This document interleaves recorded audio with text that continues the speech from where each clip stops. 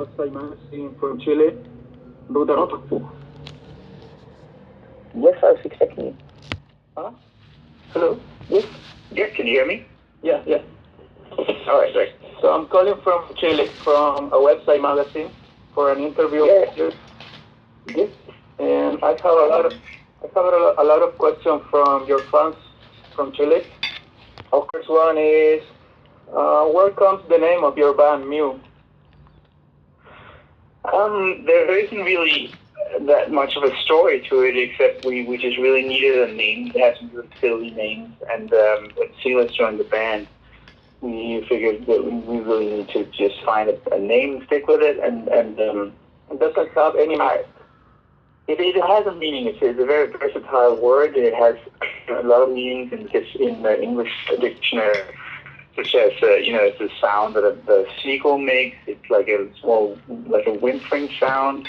It means to build a wall and to shed your feathers. It's a very versatile word, which is partly why we chose it, but also because it's very symmetrical looking, and it has like sharp edges and a soft middle bit when you look at it. We just like how it looks. All right. Second question is about the sound of your band. The sound of your band approaches to alternative rock and dream pop. And why did you choose to make this kind of music and not do something different? I think that we went through different periods in our lives. We grew up listening to 80s pop, like good pop, like intelligent pop music, and then then the alternative rock wave kind of hit us, and we started looking into bands like My Bloody Valentine and Pixies and Dinosaur Jr., that kind of thing. And I think that we just kind of mixed it together in our heads. I don't really know. I think a lot of it is just us playing together. I think we have a chemistry because we grew up together musically, and we kind of just sort of always played together. So I think we just developed our own sound. It's hard to say exactly why, Yeah. But I guess we aspire to make the music that we want to listen to. If you are inspired with the music that you hear, that's it, I guess. Well, the music you hear, but also I guess what goes on in your life and the people you play with. I mean, I get very inspired when Síguenos comes up with a new beat. That inspires me a lot, So it's hard to put your finger on it. I think it's a mixture of every kind of thing that goes on in your life, Yeah. About your new record. About your career. How has been these 21 years of musical career? Well, it's been great. I mean, it's been a roller coaster kind of. We've gone through hard times and amazing times, and we obviously grew up together. We've known each other since we were 6 years old, and so we've gotten to know each other quite well. And the band is kind of built on that friendship. So yeah, it's been amazing. I mean, I feel grateful every day to be able to do this for a living and to be able to visit so many countries and do what I love to do. I feel very lucky. And do you consider that your band is at the top of your musical maturity, or do you feel that you still need to reach your fullest? Yeah, I don't know. I think I don't really think about it that way. I mean, obviously I aspire to make better music every day and so on, but I also feel like each album is kind of a documentation of what the band was at the time, and we try not to stay the same place too long. We try to keep challenging ourselves and go in a different direction, without losing grasp of the nature of the band, kind of, So it's I don't really think about. I like each album we've done for different reasons, I still like our first album. It seems very naive and very sort of a lot of teenage angst in it, but I kind of enjoy that. I think it has its own voice, kind of, Yeah. How was the recording process of Plus Minus, and why took you 6 years since your last record? Well, it didn't really take 6 years. After the last record, we toured a lot. Okay. And when we stopped touring, we kind of looked at each other and we felt like we had to have a little break before we started recording, writing again. Yeah.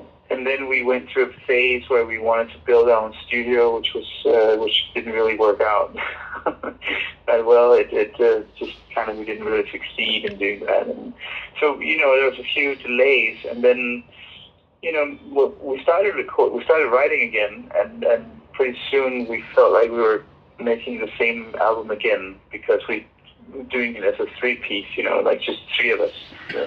So when our producer came over, he said, I think Johan is missing from the picture. And he was. We just needed that little push to call him up and say, hey, do you have time? Do you want to come and write with us again? And he wanted to, and so it ended up with him rejoining the band after a long time. Then the songs took on a new direction and became more sort of, they had more focus. It's more like it's the sound of a band playing together, Yeah.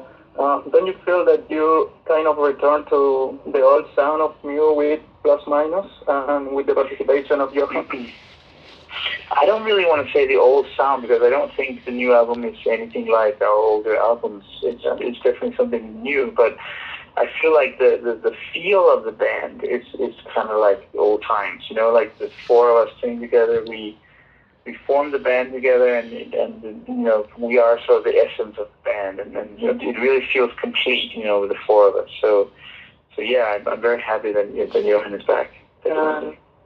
And you work again with Michael, the producer. How different was working with him? Yeah. Well, we really enjoyed working with him on Glass and the Cats, and that's still one of the best albums we've done, I think. And I talked to him a bit. I was in Los Angeles, and I met him for lunch, and we talked about creativity, and he had a lot of great things to say about creativity. I think he's been doing a lot of thinking about music, lately in the last few years. And he's actually writing a book right now about creativity. And he just had a lot of insight into, the challenges of being a band and to express yourself. And what he had to say was so intriguing that, I told the others, and we were like, oh, this sounds really interesting. And then at first he came over to just see what we were up to. He flew over to Copenhagen to visit us and listen to the progress of the songwriting, and that's when he really gave us the push to call Johan and say, like, hey, we need this chemistry back in the band.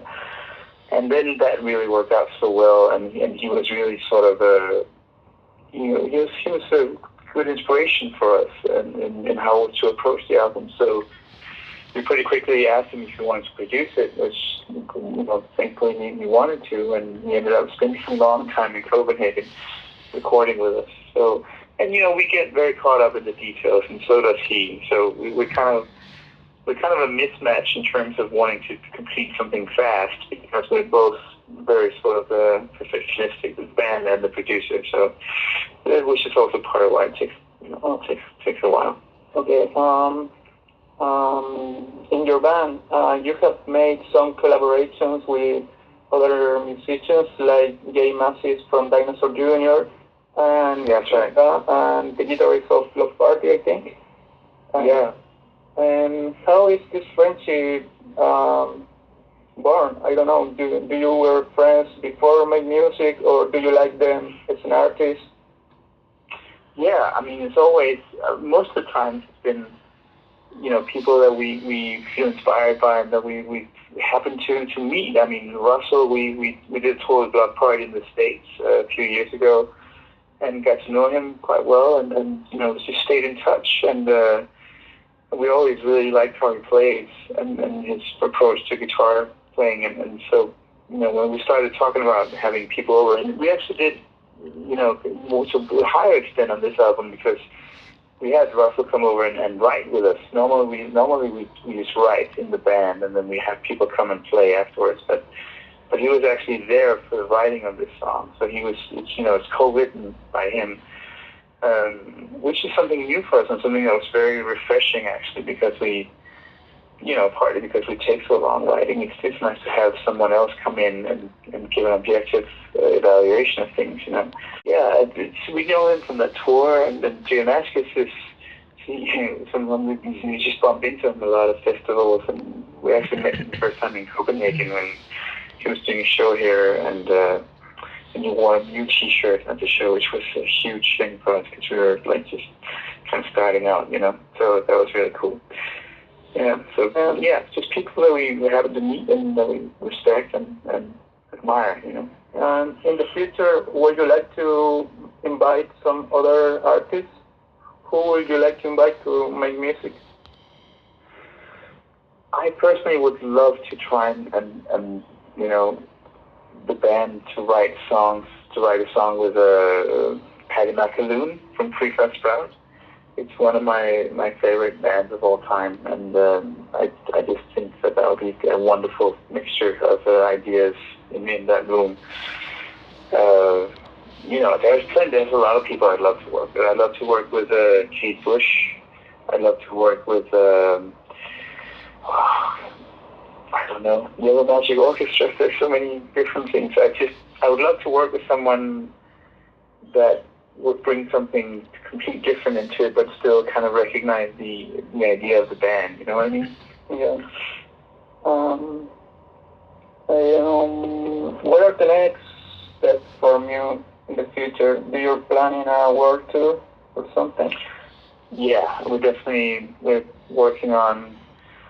I mean, this year is going to be a lot of touring this year, and I'm hoping very much to finally go to South America, which is.